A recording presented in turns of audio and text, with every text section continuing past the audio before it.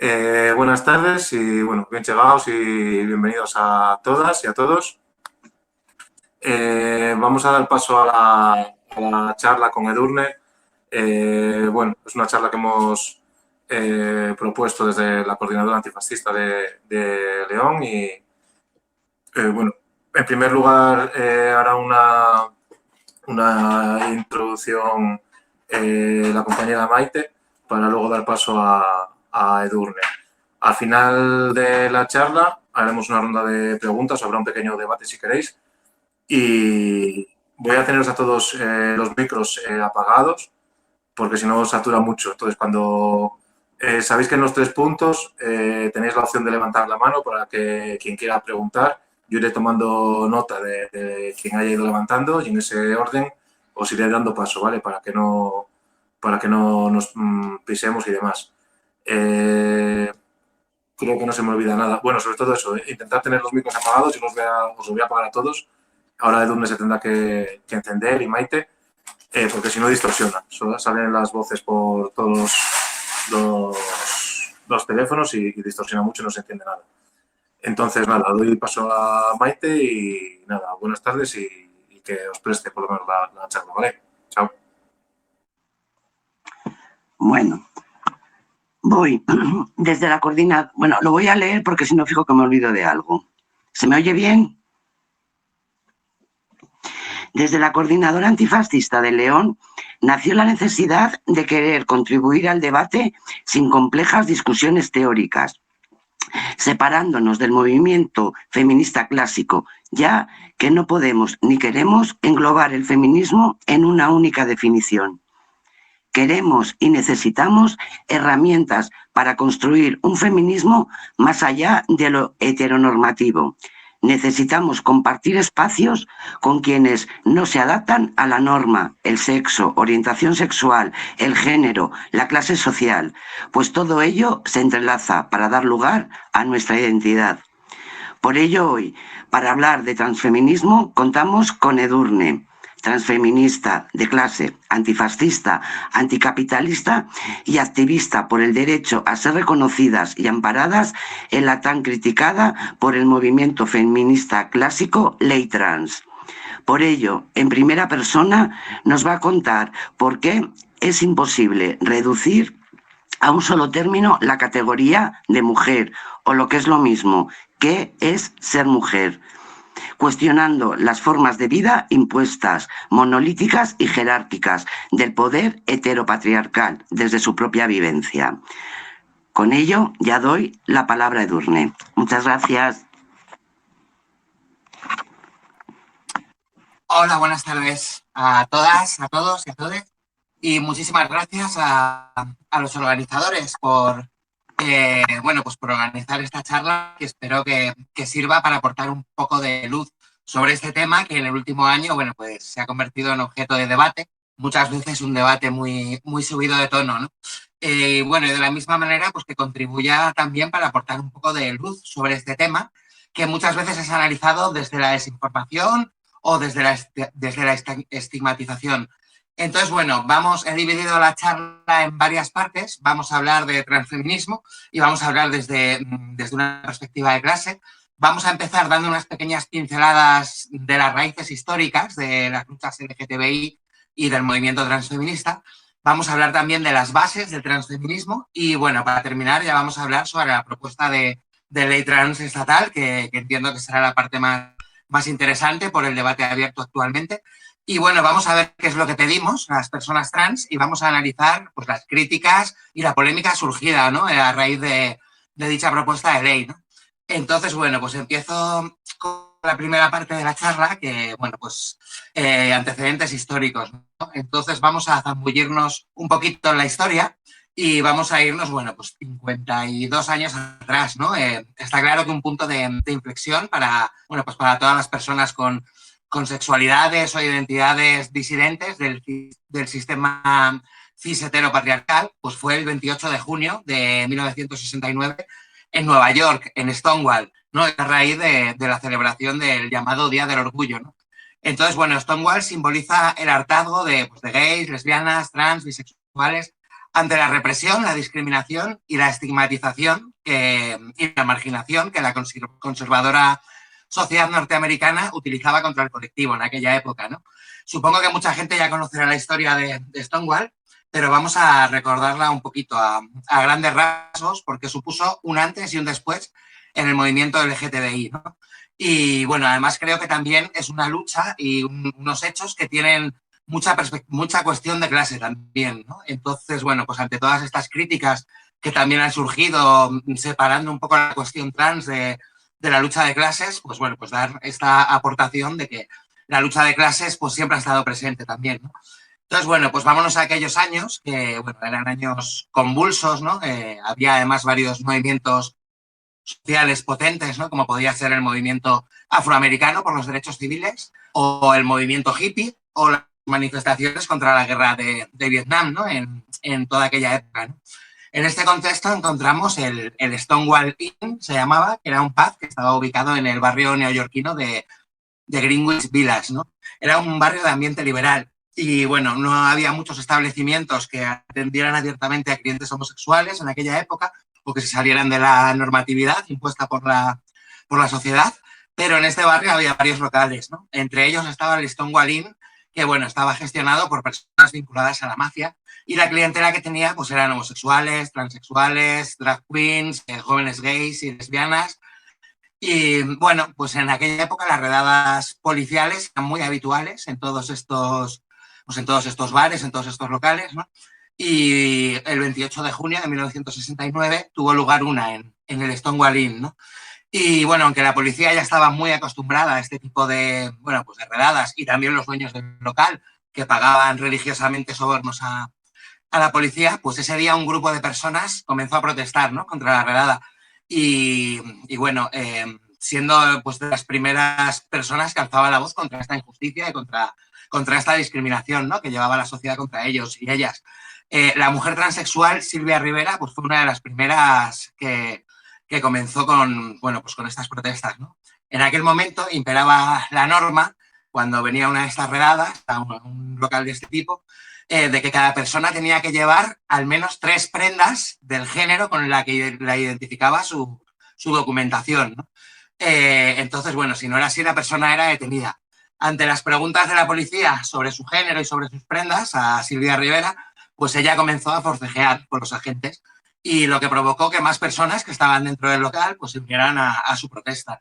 Posteriormente, al salir a la calle, pues una multitud comenzó a protestar, a gritar, a increpar a la policía y bueno, terminó en graves disturbios que además se sucedieron durante varias noches seguidas, ¿no? Estos hechos, pues como hemos dicho, son en los que se basa la efeméride del 28 de junio y es el llamado Día del Orgullo y que fue el catalizador a partir de ahí de todas las luchas LGTBI, ¿no? de ahí en adelante.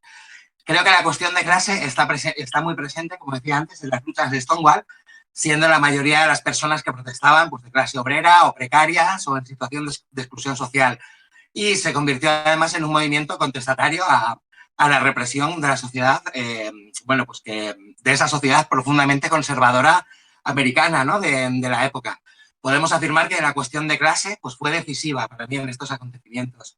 Otra de las características también que abre el tema de Stonewall, bueno, pues es que 2 de sus caras más visibles fueron 2 mujeres transexuales, que eran, pues como hemos hablado ya, Silvia Rivera y su amiga Marsha P. Johnson, que, bueno, pues visibilizaron la realidad de la parte más excluida de todo el colectivo LGTB, ¿no? Que eran las personas trans y, bueno, y concretamente en aquella época, sobre todo las mujeres trans, ¿no? Que eran las más visibles, ¿no? Dentro del colectivo trans. Y, bueno, como consecuencia de estas revueltas, activistas comenzaron a organizarse para establecer lugares seguros en Greenwich Village, en ese barrio, donde gays, lesbianas y transexuales pudieran mostrar abiertamente su orientación o su identidad, sin temor a ser reprimidas por la policía. Y ya el año siguiente, en 1970, a un año de la revuelta, pues se organizan las primeras grandes marchas del orgullo, ¿no? Que las primeras son en Nueva York y en Los Ángeles. Entonces, bueno, voy a hacer un pequeño inciso para hablar del término queer, que también está muy, muy de moda en toda esta polémica surgida en estos últimos meses, porque, bueno, es algo además que se ha usado como arma arrojadiza en las polémicas surgidas sobre la cuestión trans en los últimos tiempos, ¿no? Entonces, bueno, queer es un término muy anterior a los textos que se han dado en llamar sobre las teorías queer, ¿no?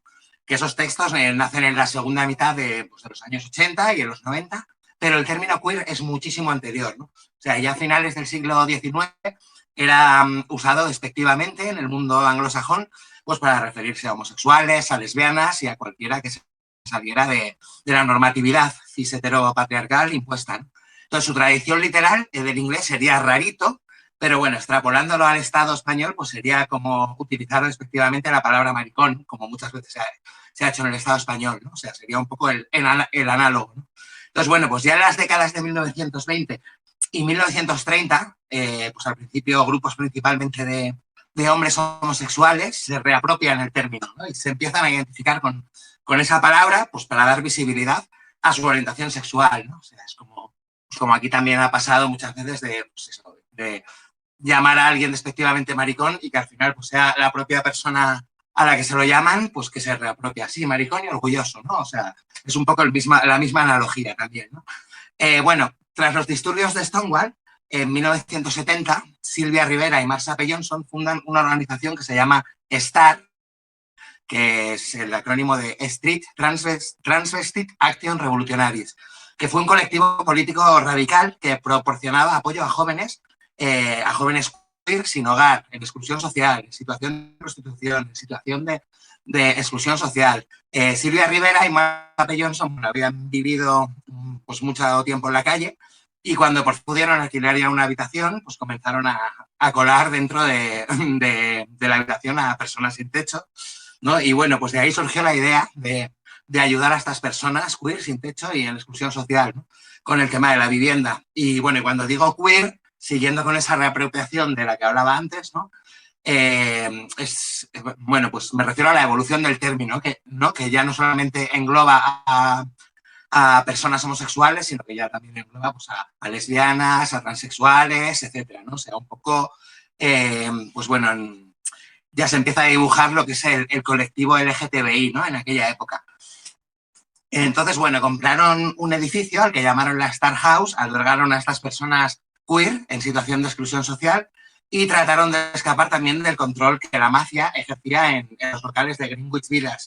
Y bueno, creo que es un colectivo que es un ejemplo y además es pues, un colectivo precursor, ¿no? De toda la lucha transfeminista que tiene profundas raíces en la cuestión de clase y donde en su acción cotidiana, bueno, pues también se encuentran, de hecho, con otros movimientos de la época, ¿no? Como por ejemplo podría ser el movimiento antirracista. La palabra transfeminismo es verdad que es acuñada años después, ya en la década de los 90, pero es innegable que bueno, pues que las raíces del pensamiento transfeminista también están en la explosión activista desencadenada por los disturbios de Stonewall y que está fuertemente influenciada por la cuestión de clase, ¿no? Entonces, bueno, con esto voy a pasar un poco a la segunda parte de la charla, que, bueno, pues hablaríamos un poco de las raíces y los principios del transfeminismo, ¿no? A finales de los 80, principios de los 90, se empiezan a sentar las bases del transfeminismo. Uno de los primeros textos que nos encontramos es un ensayo de 1987 realizado por Kate Bornstein y Sandy Stone, que se llama The Empire Strikes Back, ¿no? Traducido pues sería como la película El Imperio Contraataca, ¿no? Bueno, y posteriormente es Diana Curban quien utiliza por primera vez, en 1992, el término transfeminismo, ¿no? Ahí nace la palabra transfeminismo. Y posteriormente también Diana Curban, junto con la activista Emi Koyama, crean la página web transfeminist.org, que en el año 2000, ¿no? Entonces, bueno, el transfeminismo y el pensamiento transfeminista surge pues, en aquella época, pues, cuando personas pertenecientes al colectivo trans, concretamente mujeres trans, en aquellas primeras épocas, identifican que su liberación está intrínsecamente vinculada a la de todas las mujeres, ¿no? Y bueno, los principios fundamentales del transfeminismo pues, serían los siguientes. El transfeminismo, en primer lugar, pues, cree que cada persona tiene el derecho de definir su propia identidad y exigir que la sociedad lo respete. Otro de los principios sería, bueno, pues que cada persona tiene el exclusivo derecho a tomar decisiones respecto a su propio cuerpo y bueno, ninguna autoridad política, médica o religiosa debe violar la integridad de estos contra nuestra voluntad, ¿no? O impedir que las decisiones que tomemos en cuanto a ello. Otro punto sería que, bueno, el transfeminismo sostiene que nadie debe ser presionado u obligado fuera de sus decisiones personales en cuanto a su identidad o expresión de género para ser una mujer o un hombre de verdad, ¿no? En este sentido, critica la imposición de determinados estereotipos de género sobre las personas trans y también critica el papel de árbitro ejercido por la comunidad médica históricamente, que parecía tener la potestad de determinar quién entra dentro de la normatividad, ¿no? En base a dichos estereotipos, ¿no? O sea, al final eran pues muchas veces los psiquiatras los que decían si podías empezar el tratamiento hormonal o si te daban un informe favorable para que pudieras cambiarte el nombre y la mención al sexo en el DNI, ¿no? O sea, se les ha dado ahí una potestad a la medicina, a los médicos, que es una de las cosas en contra de las que estamos luchando actualmente, ¿no? Y por eso de ahí la despatologización, ¿no? Y bueno, al tiempo que critica la imposición de estos roles de género, el transfeminismo cree también la noción de que hay tantas maneras de ser mujer como hay mujeres en el mundo y, por lo tanto, defiende que deberíamos de ser libres para tomar nuestras propias decisiones, ¿no? Sin sentirnos culpables, ¿no? Pese a que el término no binario también se acuña años después de que empieza, digamos, el pensamiento transfeminista, pero el transfeminismo ya reconoce estas realidades y estas identidades, ¿no? Porque ya habla de personas que no se identifican con ningún sexo o que se identifican con ambos a la vez, ¿no? Luego también el transfeminismo niega, y esto es importante, el esencialismo biologicista, ¿no? Del que muchas veces se habla, ¿no? Y a la vez niega también niega todo lo contrario también, niega esencializar la identidad de género. Es decir, esto es, por un lado, estar en contra de poner la biología delante de todo, ¿no? Como se hace desde sectores trans excluyentes, ¿no? Que reduce la identidad de cada persona pues, a lo que se tiene entre las piernas, al final. Pero de la misma manera también rechaza la descripción que muchas veces se hace sobre las personas trans de como a quienes no les coincide el sexo físico con el género de su mente o su alma, ¿no? Y rechaza esta descripción pues porque el transfeminismo entiende que no hay mentes masculinas ni femeninas, ¿no? Entonces esto contrasta muchas veces con la afirmación que desde sectores también trans excluyentes pues se dice de que según el transfeminismo el argumento es que hay cerebros rosas y azules, ¿no? Pues bueno, es una falsedad más que ya en sus propios principios el transfeminismo critica, ¿no? este tipo de afirmaciones, ¿no? De la misma manera, el transfeminismo sostiene que no es contradictorio luchar contra la imposición institucional de estrictos roles de género y simultáneamente abogar por los derechos individuales de cada persona, de elegir de cómo queremos vivir para sentirnos cómodas y seguras, ¿no? Y bueno, y por último, el transfeminismo, esto también es un punto muy importante, identifica la violencia de la mujer, contra la mujer como una función sistemática del patriarcado para subyugar a las mujeres, al tiempo que identifica a las mujeres trans, así como a otros grupos de mujeres que sufren múltiples opresiones, como puede ser, por ejemplo, la cuestión de raza, pues las identifica como particularmente vulnerables a esa violencia contra las mujeres. Y esto serían un poco las bases del transfeminismo, ¿no? Luego hay otro tema también importante que ha suscitado mucho debate unido a todo esto, que es el tema del sujeto del feminismo, ¿no? Y bueno, pues ha sido también objeto de fuerte polémica, ¿no? Y bueno, pues el sujeto del feminismo al final es pues quién puede participar en el feminismo y el nombre de quién habla el feminismo, ¿no? Y es que, bueno, el transfeminismo viene a ampliar ese sujeto del feminismo, siendo un movimiento que, bueno, el transfeminismo fue un movimiento iniciado principalmente por mujeres trans, y es obvio que en primer lugar amplió el sujeto del feminismo a las mujeres trans, pero no únicamente, ya que también abarca a otras personas también oprimidas por el cis heteropatriarcado, ¿no? Que no necesariamente han de ser mujeres, como pueden ser, por ejemplo, hombres trans o personas no binarias. El transfeminismo amplía, digamos, la base del sujeto del feminismo, ¿no? Y bueno, pues esta base del sujeto del feminismo que bueno, pues venía de la segunda ola del feminismo, y esa segunda ola pues asumía pues la oposición sexo-género, pues digamos que era cierto sentido era análoga a la dicotomía naturaleza-cultura, ¿no? O sea, no sé si me explico, pero bueno, pues por un lado, esa segunda ola del feminismo decía pues, que el sexo era lo biológico y el género era la construcción cultural, ¿no? Bueno, pues ya la tercera ola del feminismo y también pues como participante de esa tercera ola del transfeminismo, pues vienen a un poco a ampliar esto y a poner esto en duda, ¿no? Entonces, históricamente el concepto del sujeto del feminismo ha ido variando y ampliándose, ¿no? Reescribiendo constantemente además lo que es y lo que puede ser el feminismo, ¿no? En palabras del activista transfeminista Siobhan Guerrero, voy a leer un pequeño fragmento. Desde el siglo XIX, la pregunta por el sujeto político del feminismo ha opuesto a feministas liberales contra socialistas, marxistas, a feministas proletarias u obreras contra otras de sectores económicos más privilegiados. Ha habido incluso enfrentamientos acerca de si las mujeres negras debían pertenecer a los feminismos, esto en el siglo XIX, o también de si las lesbianas tenían un lugar en el feminismo, esto ya en pleno siglo XX, ¿no? En todos estos casos se ha debatido y se ha temido que la ampliación del sujeto político del feminismo pudiera desdibujar al movimiento, desprestigiarlo o llevarlo por un sendero inapropiado. Y bueno, pues un poco en respuesta a esto y para terminar esta parte, por estas dudas que genera esta ampliación del sujeto del feminismo, lo voy a hacer con otra cita, que es una cita extraída del manifiesto transfeminista escrito por Emi Koyam en el año 2000. Y dice, cada vez que un grupo de mujeres a las que previamente se les silenció comienza a expresarse, se desafía a otras feministas a repensar su idea de a quiénes representan y qué es lo que apoyan. Mientras que a veces este proceso lleva a darse cuenta dolorosamente de sus propias tendencias y opresiones internalizadas como feministas, con el tiempo beneficia al movimiento al ampliar nuestras perspectivas y bases. Bajo este entendimiento, declaramos que ha llegado el momento en el que las mujeres trans tomen parte de la revolución feminista abiertamente, expandiendo mucho más el alcance del movimiento. Y bueno, pues después de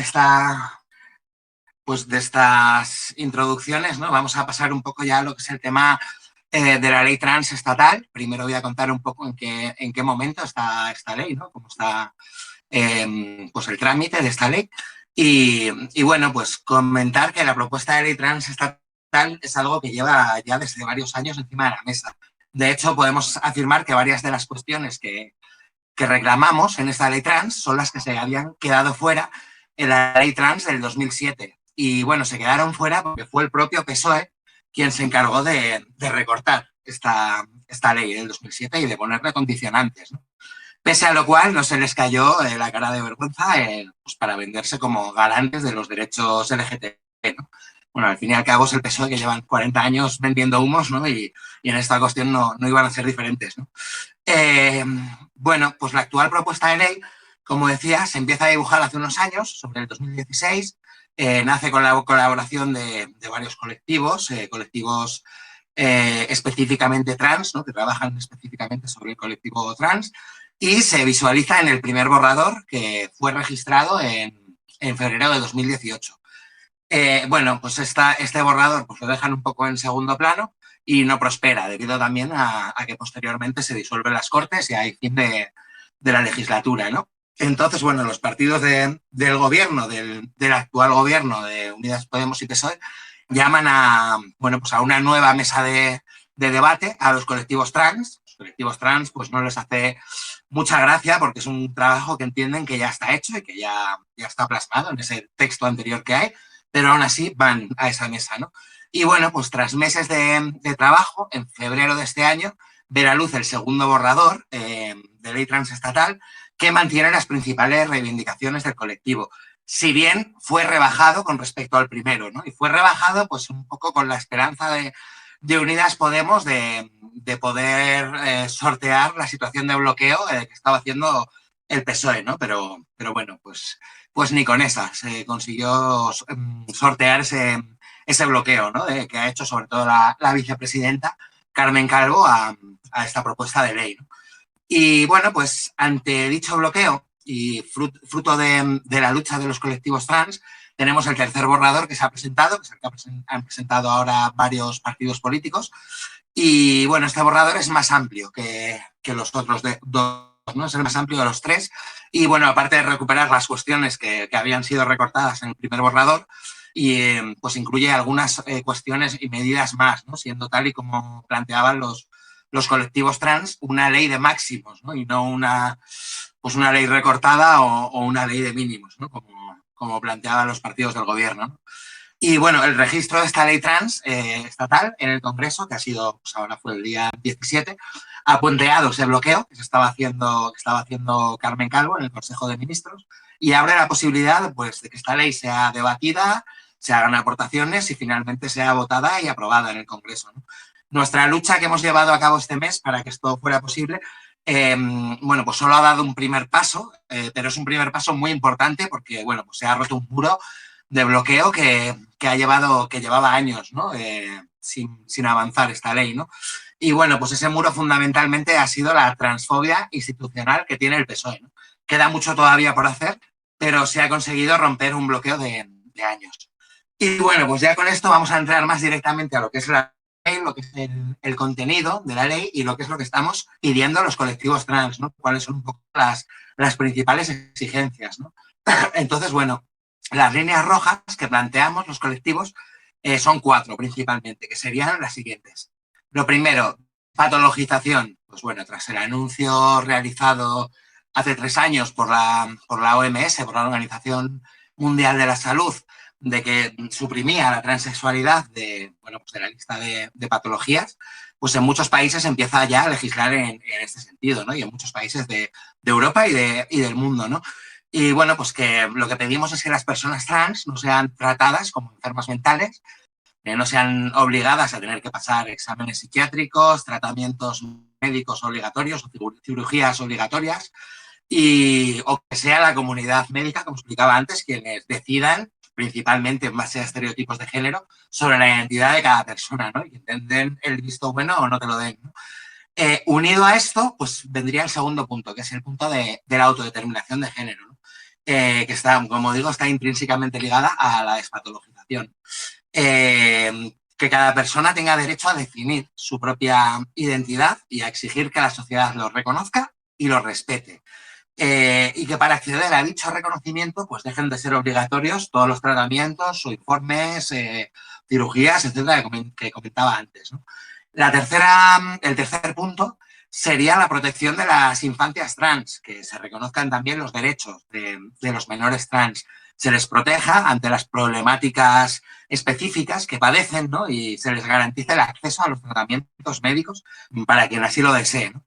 En este punto dejar claro que los tratamientos comienzan cuando es médicamente seguro, ¿no? Comenzar esos tratamientos y según las características y la edad de cada persona, ¿no? Frente a estos discursos que muchas veces nos dicen, estos discursos alarmistas, que lo que queremos es mutilar y hormonar a niños de 6 años, este tipo de barbaridades que dicen, pues bueno, pues dejar claro que no es así, ¿no? O sea, que todos estos procesos pues se hacen con una seguridad para la persona y también es lo que estamos pidiendo, ¿no?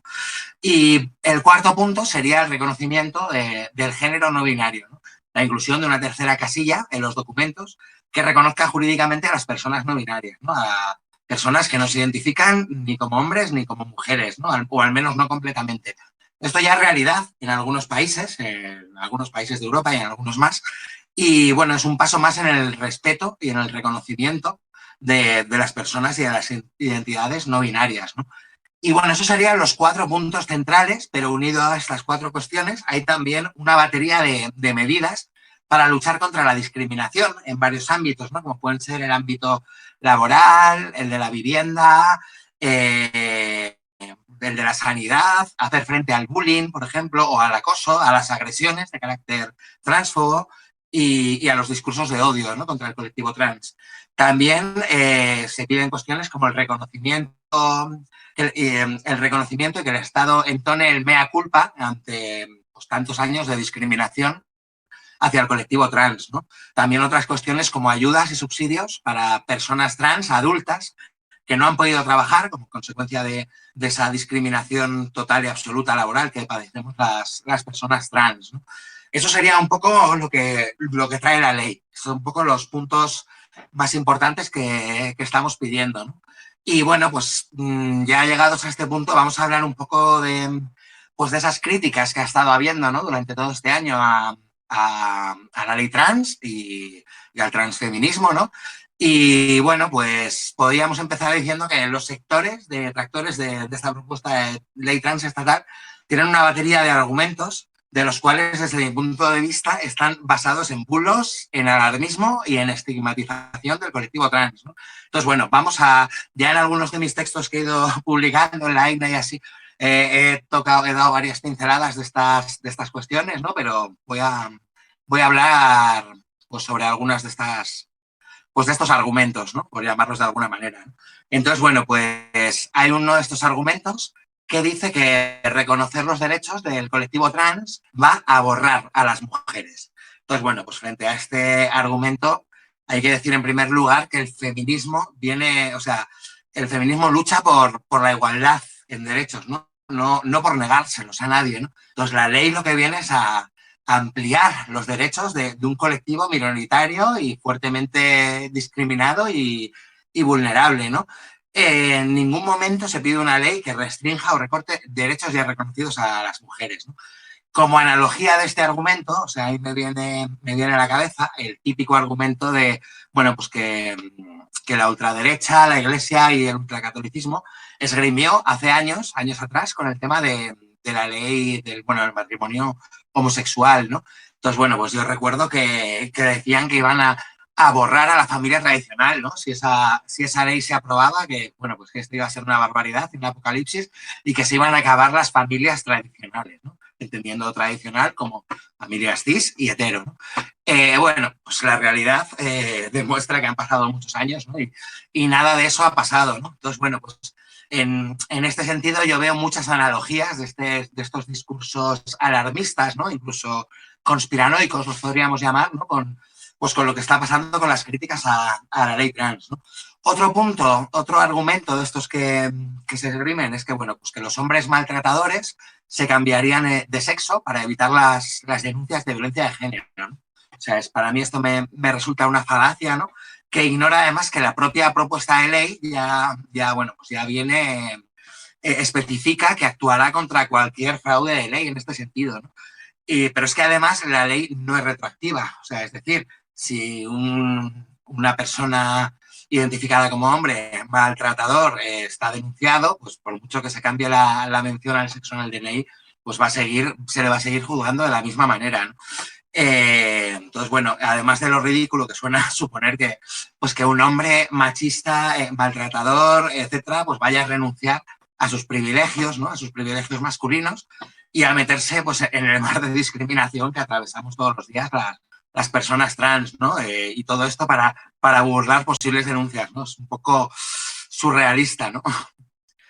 Pero es que además es que este argumento no responsabiliza a las personas trans de lo que pudieran hacer terceros, ¿no? Entonces, para mí es una excusa que se usa para seguir negando nuestro derecho a algo tan básico y tan elemental, ¿no?, como es nuestra propia identidad, ¿no? Y que sea reconocida nuestra propia identidad, ¿no? Bueno, hay muchas más de estos argumentos, ¿no? O sea, seguramente en estos meses pues habréis podido leer muchos de ellos, pero bueno, pues si queréis luego en el turno de preguntas, pues sobre cuestiones de estas también podemos seguir hablándolo. Y nada, pues quería comentar también un poco para terminar. Sí, un momentito. Sí, enchúfalo ahí. Que se me está quedando esto sin batería, perdón. No, pues en ese. Bueno, pues quería comentar un poco pues el tema de que estas críticas muchas veces han venido de sectores que se autoidentifican como feministas o de izquierda, ¿no? Y entonces, bueno, pues como comentaba antes, quiero recordar que muchas cosas están abrazándose argumentos que a día de hoy está usando la ultraderecha y el ultracatolicismo, ¿no? Pues contra el colectivo trans y contra la diversidad, ¿no? O sea, no es casual que, por ejemplo, una de las personas pues que más ha ha estado criticando el tema de la ley trans, ¿no? Y que, bueno, que además se ha posicionado con argumentos puramente transfobos, que es la señora Lidia Falcón, del Partido Feminista de España, pues hace unos días estaba dando una charla pues, con una diputada de Vox, ¿no? Y esta charla, además, la organizaba la organización ultracatólica Hazte Oír, ¿no? La misma que puso en marcha ese autobús transfobo, ¿no? Hace unos años, ¿no? Entonces, bueno, pues yo creo que toda esta cuestión, lo que estamos pidiendo simplemente son derechos humanos, o sea, derechos humanos muy básicos, ¿no? Que el resto de las personas cis, las personas no trans, ya los tienen reconocidos, ¿no? Y, o sea, por ejemplo, el propio derecho a la identidad, ¿no? A una persona cis nadie le dice, no, sí, si te quieres sacar el carnet tienes que ir a un psiquiatra, tienes que hacer esto, tienes que tomar hormonas, no. Entonces, pues queremos simplemente esos mismos derechos, ¿no? O sea, las personas trans no queremos más que nadie, pero tampoco menos, ¿no? Y es por eso por lo que estamos luchando, ¿no? Pues por una simple cuestión de derechos humanos, de respeto y de reconocimiento, ¿no? Entonces, bueno, pues yo creo que pues desde el mundo de la izquierda anticapitalista, del feminismo, también de los movimientos libertarios, pues se tiene que estar con el colectivo trans, se tiene que estar acompañando a esta lucha, ¿no? Y bueno, pues eso es un poco el reclamo, ¿no? Que también en estas últimas semanas estoy haciendo pues a todos los movimientos sociales, ¿no? Que, pues eso, que al final creo que el transfeminismo, como explicaba antes, o esta lucha que estamos llevando a día de hoy por la ley trans estatal, pues bueno, pues que es totalmente compatible, ¿no? con la lucha de clases y que no solamente es compatible, sino que además es complementaria, ¿no? Entonces, bueno, pues ya con esto damos paso, si queréis, al turno de preguntas y al debate. Cuando te decía que yo tenía contradicciones, sobre todo contigo, porque a ti pues yo qué sé, es la persona que por redes y por acción y por activismo y demás conozco, pues las contradicciones que yo tenía, bueno, ya se me han quedado bastante claras con lo que has dicho, y después con lo que he leído cuando he tenido que estar preparando, bueno, pues un poquitín esto. Y demás. Lo que sí me gustaría es cómo podemos hacer nosotros, qué herramientas podemos tener para realmente tener una política de construcción junto con el colectivo trans. Por ejemplo, pues yo qué sé, aquí en León. Yo aquí en León no conozco a muchos. O sea, conozco, pues eso, el colectivo LGTBI y poco más. ¿Cómo hacemos? ¿Cómo individualmente, ya no como colectivo, sino individualmente, cómo podemos realmente apoyar y decir, oye, hasta aquí? Primero imagino que será ponernos en contra frontalmente con ese feminismo de Lidia Falcón, que es que, vamos, es vergonzoso, vamos, eso. Yo no la quiero a mi lado en la lucha, no la quería antes y ahora menos, tampoco, bueno, ahora ni de coña eso. ¿Qué herramientas para tampoco ocupar vuestro espacio? ¿Me entiendes? A ver, sí. apoyar. Yo creo que lo primero, bueno, como comentaba antes, pues es verdad que sobre este tema muchas veces hay mucho desconocimiento, ¿no? A veces pues no se tienen referentes cercanos y así. Entonces creo que la principal herramienta y lo que también pedimos, ¿no? Muchas veces desde los colectivos trans y las personas trans es escucharnos, ¿no? Pues desde el respeto todo se puede preguntar. Entendemos que hay temáticas que son más silenciadas o más desconocidas, pero creo que lo importante es escucharnos, ver qué necesidades tenemos, ¿no? Y en este caso concreto de la ley trans, qué es lo que estamos pidiendo y por qué, ¿no? O sea, qué nos implica pues a nuestras vidas, pues todas estas cuestiones, ¿no? De tener todavía en vigor leyes, por ejemplo, patologizantes, ¿no? Y todo lo que nos implica, pues eso, a la hora de ir a recibir una asistencia médica, de ir a cambiarte el DNI, etcétera. Es importante eso, sobre todo, pues escuchar a las personas trans, ¿no? Y ver un poco, pues sus necesidades. Y luego, pues aparte, pues está claro que hay que conocer un poco lo que se está pidiendo, ¿no? A a día de hoy, ¿no? Pues las bases antes que esas líneas rojas, ¿no? Que explicaba de la ley trans, ¿no? Esas reivindicaciones básicas que tenemos y, bueno, pues posicionarse. O sea, lo que pedimos también muchas veces es, pues es que la gente se posicione, ¿no? Porque yo sí que, o sea, aparte de esos sectores y sectores que se autodefinen de feministas o de izquierda, que sí que se han posicionado en contra, pues sé que muchas otras personas se han posicionado a favor, pero a veces he hecho en falta pues que haya organizaciones o colectivos o así que lo digan claramente, ¿no? Porque, bueno, pues esto, como comentaba antes, no es más que una lucha por derechos humanos básicos y elementales, ¿no? La polémica que se ha creado también, bueno, yo he visto, bueno, por Twitter me imagino que la habrá visto bastante gente, gente transfeministas serán, bueno, que participan en deportes de las mujeres cis. Yo no sé si eso es bulo, si no es bulo. ¿Qué opinas del deporte? Del deporte, por ejemplo. Sí, bueno, no es el tema que más pilote, porque no soy muy aficionada, la verdad, al deporte, pero he estado viendo también un poco la polémica, ¿no? Creada en torno a esto, ¿no? Entonces, bueno, pues decir que, bueno, como digo, no controlo muy bien sobre competiciones, categorías, etcétera, pero sé que en algunos deportes, por ejemplo, se hacen controles y análisis, porque, por ejemplo, se da una realidad también de que es que hay mujeres cis, ¿no? Digamos que por lo que sea, tienen también tienen un nivel de testosterona muy alto, ¿no? Entonces sí que sé que en algunos deportes se aplica este tipo de análisis para estas cuestiones, ¿no?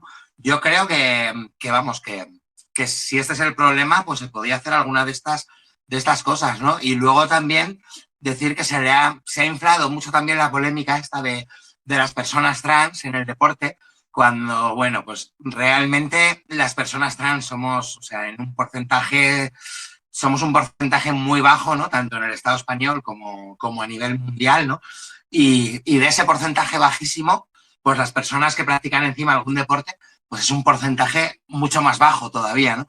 Entonces, bueno, pues yo creo que también el cómo se ha avivado, este es uno de los argumentos, ¿no? que comentaba antes, ¿no? Y creo que se ha inflado también un poco pues, artificialmente.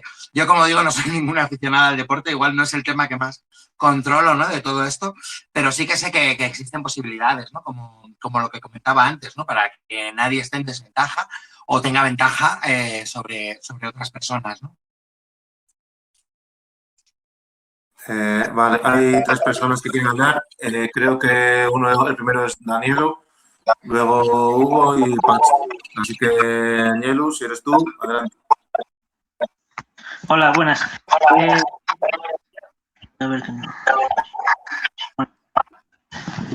no sé si me ve.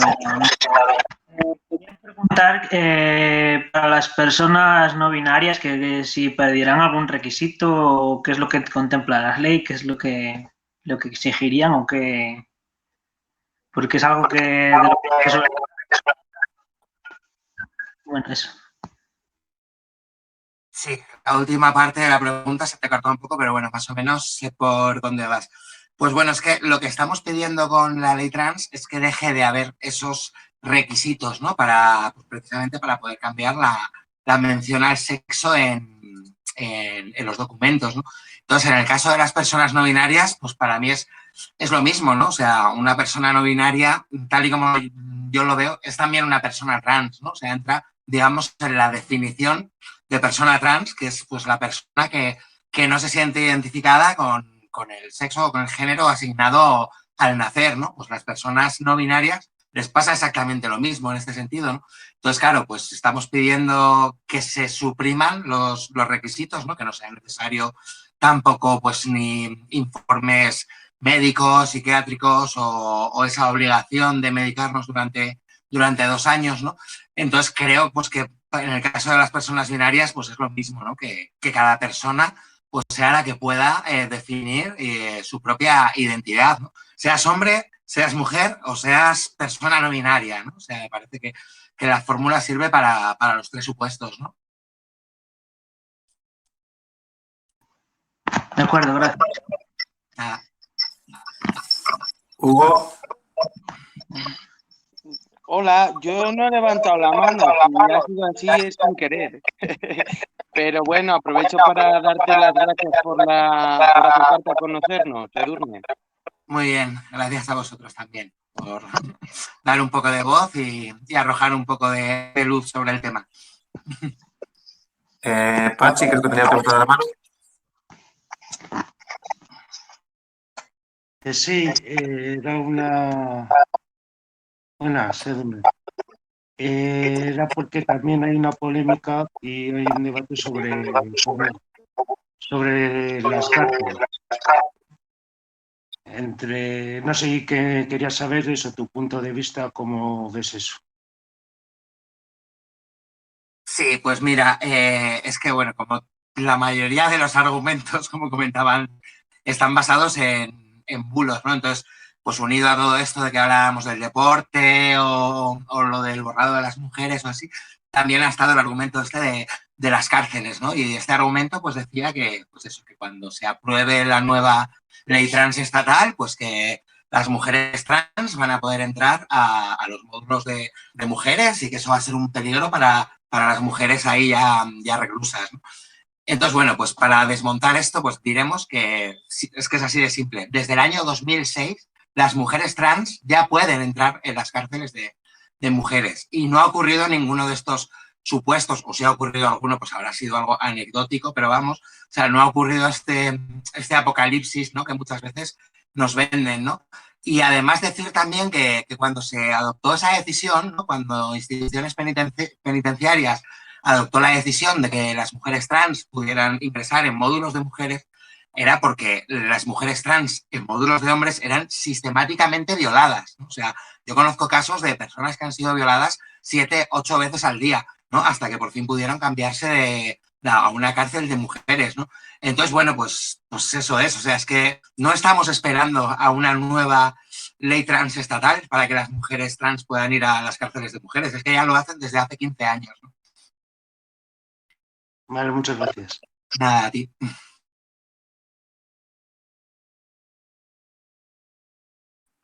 No hay nadie más con la mano levantada. No sé si alguien quiere preguntar algo más. No sé si es Niel otra vez. No, no sé si se 2 veces o qué, pero no tengo ninguna duda. No sé algún otro tema. Vale, Maite. Aquí, ahora.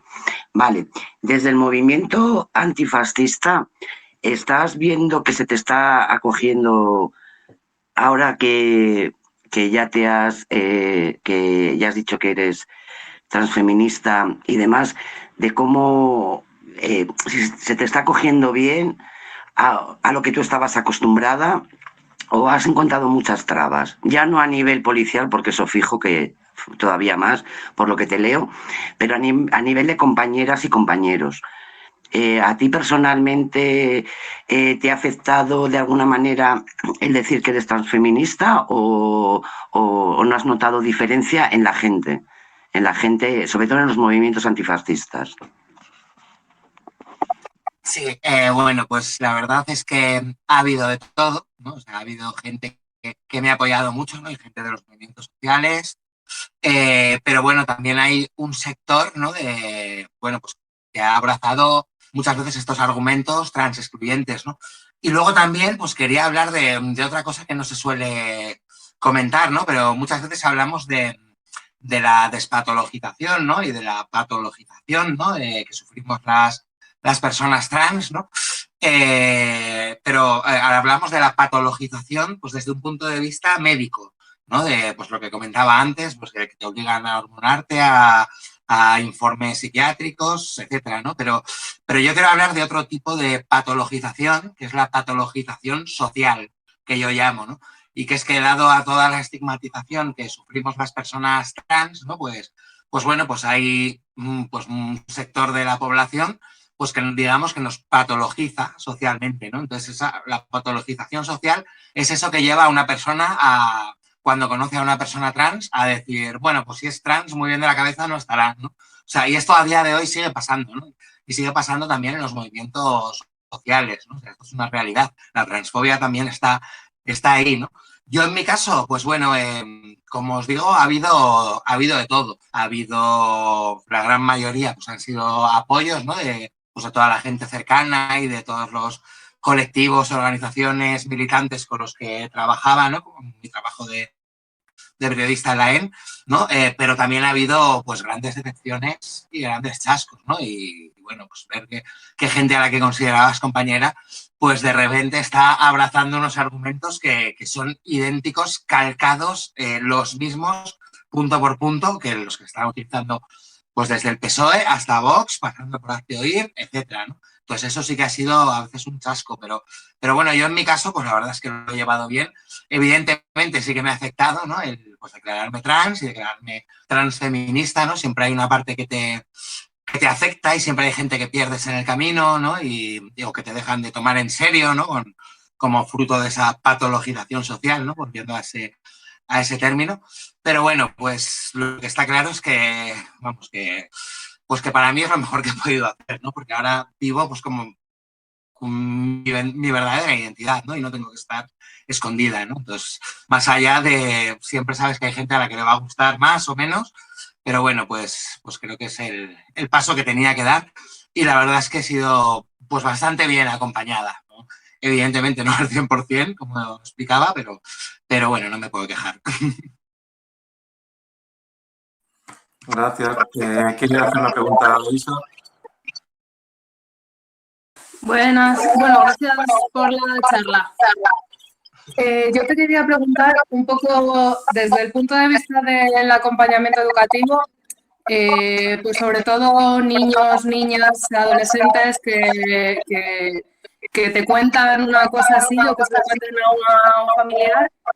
No tanto en el nivel de apoyo, que sí que creo que lo tengo bastante claro, sino cómo evitar trasladar los miedos que a ti te genera que se enfrente a la realidad de que le hagan daño a nivel social, todo eso a lo que se va a tener que enfrentar, cómo empoderar a esa niña o a ese niño y sobre todo cómo no trasladar los miedos. Sí.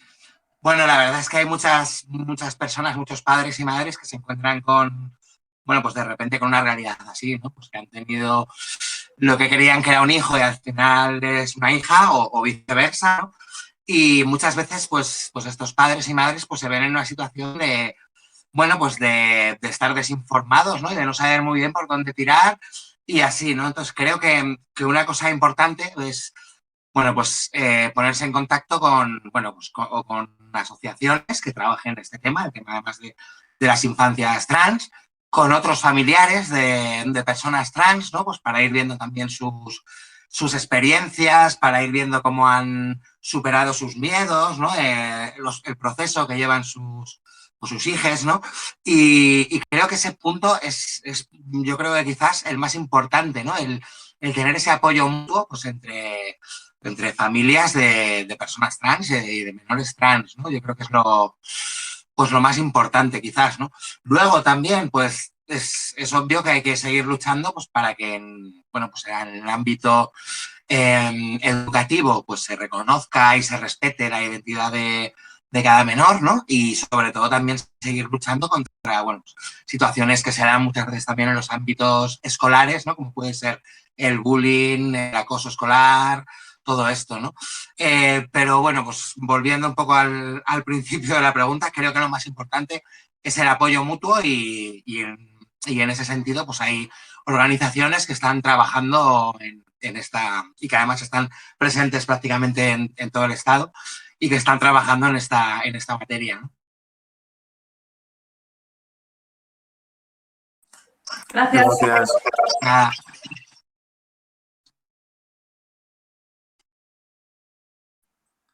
¿Alguien más quiere comentar algo?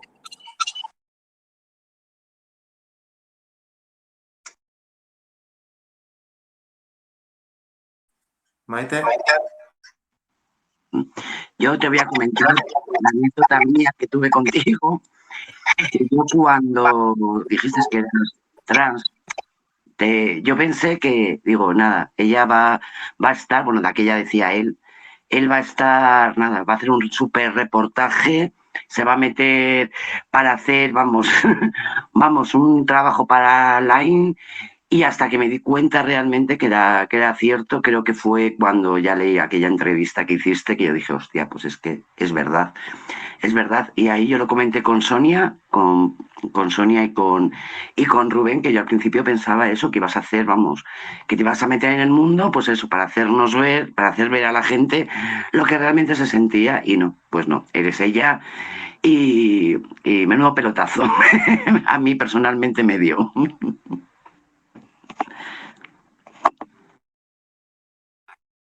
Sí, la verdad es que fue todo un boom aquellos días.